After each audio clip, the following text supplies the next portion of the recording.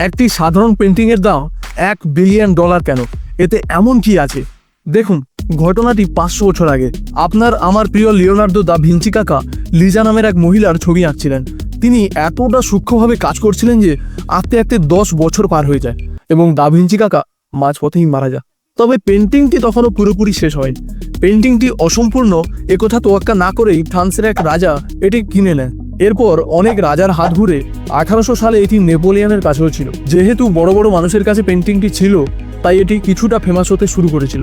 কিন্তু গল্পের আসল টুইস্ট আসে 1911 সালে, যখন একটি মিউজিয়াম থেকে পেন্টিংটি চুরি হয়ে যায়। এই খবরটি এতটাই বড় হয়ে যায় যে মানুষ মিউজিয়ামের সেই খালি জায়গাটি দেখতে আসতো যেখানে পেন্টিংটি আগে ঝোলানো ছিল।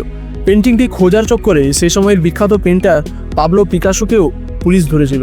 পরে জানা যায় মিউজিয়ামে কাজ করা এক ব্যক্তি এটি চুরি করেছিল। 2 বছর পর যখন পেন্টিংটি ফিরে পাওয়া যায়, তখন মানুষ এটিকে দেখার জন্য এতটাই এক্সাইটেড হয়ে পড়েছিল যে বলার বাইরে। আর তখন থেকে এটি এতটা ফেমাস হয়ে যায় যে আজ এর দাম প্রায় $1 বিলিয়ন। আর এরকম আরও ইনফরমেটিভ ভিডিও দেখতে হলে চ্যানেল অবশ্যই সাবস্ক্রাইব করে রাখুন।